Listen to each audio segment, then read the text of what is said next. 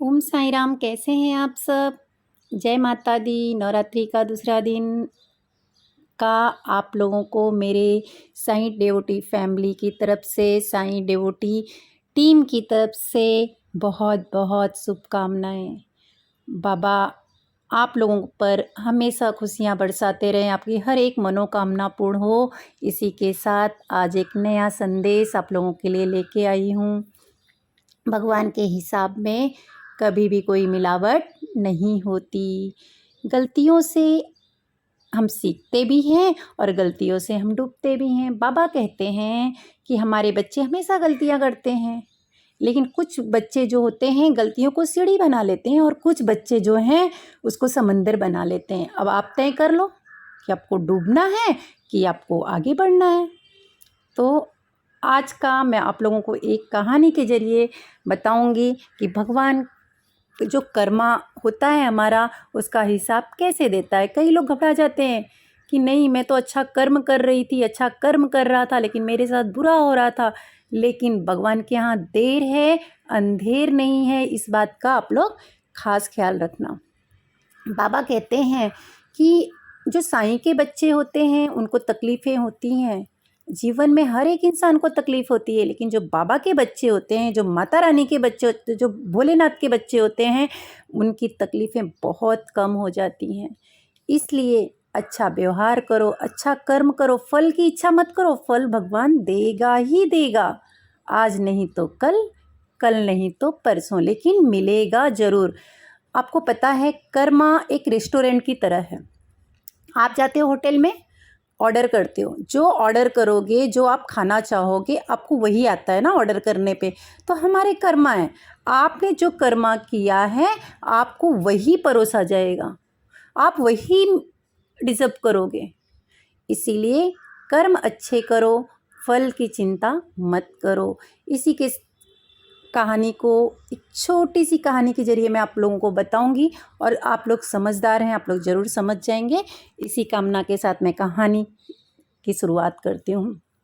एक डॉक्टर रहता है, बहुत बड़े हॉस्पिटल का मालिक रहता है और बहुत बड़ा डॉक्टर रहता है और बहुत समझदार इंसान भी रहता है। बाबा की पूजा भी करता है, माता रानी की पूजा भी करता है, यानी भगवान में उसकी आस्था रहती है। कहने का मतलब ये है। एक बार क्या होता है कि एक बहुत बड़ा गंभीर एक्सीडेंट, बोलते हैं ना कि बहुत जान बचाना मुश्किल होता है, ऐसा केस उसके हॉस्पिटल में आता है। जब ये डॉक्टर उसके पास जाता है चेक करने, तो देखता है कि उसको कुछ चीज़ें याद आती हैं और अपने स्टाफ को बोलता है कि इस पेशेंट का आप खास ख्याल रखना, इसी किसी भी प्रकार की तकलीफ़ नहीं होनी चाहिए। और हाँ, इसका जान बचाने के लिए अगर हमें बड़े से बड़े हॉस्पिटल से बाहर से भी डॉक्टर मंगाना पड़े तो मंगाइए, लेकिन इसकी जान बचाना बहुत इम्पोर्टेंट है। और ऐसा करके उसको आईसीयू में एडमिट कर देता है और अपने अकाउंटेंट को बोलता है कि इसका एक पैसे फ़ीस नहीं ली जाएगी। ऐसा करके चला जाता है और बहुत ख्याल रखा जाता है। बाद में कुछ दिनों में, 15 या 20 दिन में फिर से वो पेशेंट जो है अच्छा होने लगता, रिकवर होने लगता है। और जो डॉक्टर थे उन्होंने बोला कि भाई अभी ये चल सकता है, आप इसको डिस्चार्ज कर सकते हो व्हीलचेयर के सहारे। और डॉक्टर ने उस पेशेंट को बोला था कि आप जल्दी ही चलने लगोगे, बस थोड़े दिन तक आप अपना ख्याल रखना।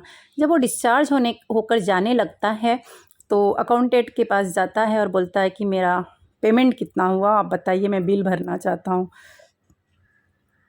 तो अकाउंटेंट कहता है कि आपको बिल भरने की ज़रूरत नहीं है, आपको डॉक्टर साहब ने मना किया है, आप घर पे जा सकते हैं।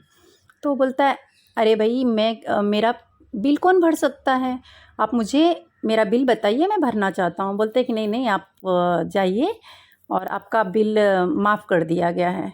तो बोले, मैं एक बार उनसे मिलना चाहता हूँ जिन्होंने मेरा बिल माफ़ किया है।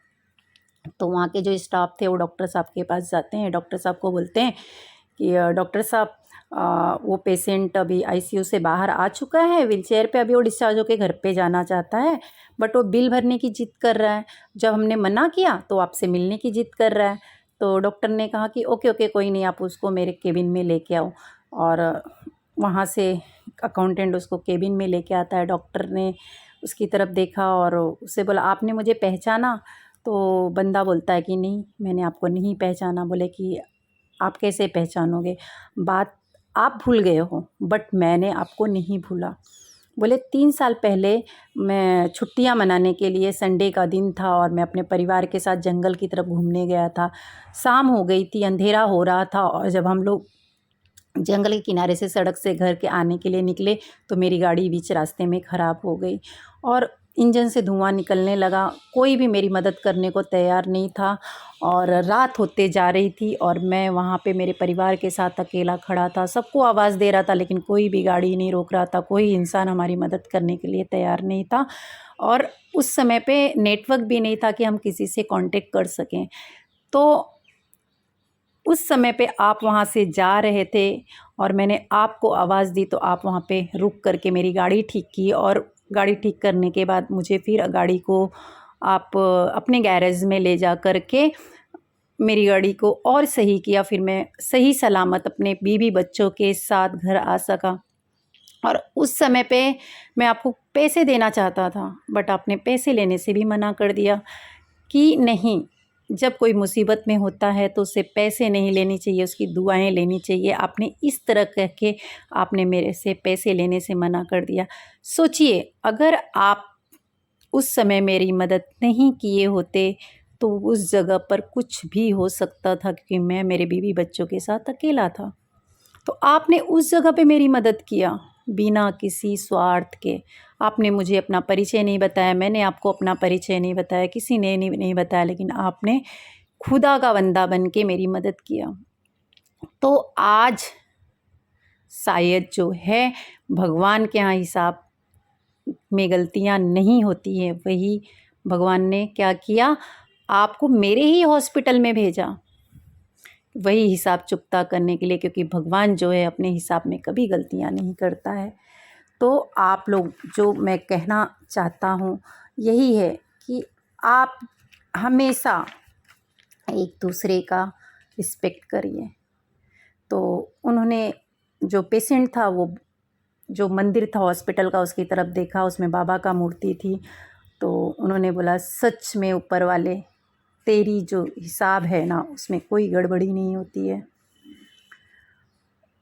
डॉक्टर ने कहा, उस समय तो मैंने आपको अपनी पहचान भी नहीं बताई थी।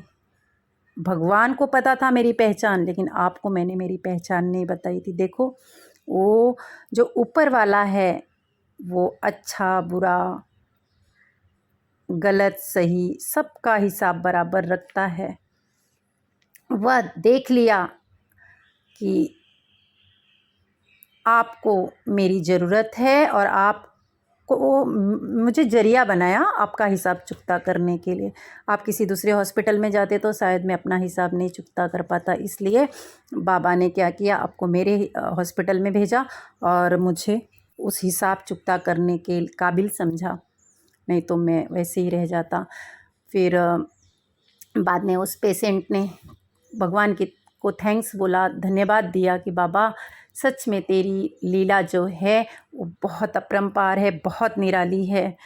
तो फिर जब वो जाने लगा, बाबा का शुक्रिया करके, उनका शुक्रिया करके, तो डॉक्टर साहब ने फिर कहा कि अगर आपको कोई भी चीज़ें लगे ऐसा कि मुझे ज़रूरत है तो आप मेरे पास आ जाइएगा, ये मेरा हॉस्पिटल है, मेरे स्टाफ हैं, आपकी हर एक मोमेंट पे आपकी मदद करेंगे, लेकिन आप आ जाइएगा। और इसी तरह आप लोगों की मदद करते चलिए, मैं भी आपके साथ हूँ और आप इसी तरह लोगों की मदद करते रहिए, छोटी छोटी चीज़ें करते चलिए।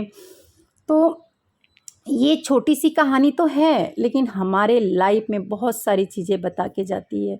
अब आपके ऊपर है, आप उसको ग्रहण करते हो कि बाउंस करते हो, आपके ऊपर है। तो अच्छे कार्य करते रहिए, फल की इच्छा मत कीजिए, अच्छे कर्म करो। आज जो करोगे कल नहीं तो परसों मिलेगा ज़रूर वो। तो ये जो हमारा कर्मा नामक अकाउंट है, ये हमेशा साफ रखो और हमेशा अपने ऊपर वाले पर विश्वास करो। और इसी के साथ अपने साईं कविता को कल आने का आदेश देते हुए, जय माता दी, जय साईं राम। और हाँ, आप लोग इस कहानी को ज़रूर शेयर करना, जिससे कई लोग जो हैं अच्छे कर्मों में हमारा साथ दें, अच्छे कार्यों में हमारे साथ रहें। ओम साईं राम, जय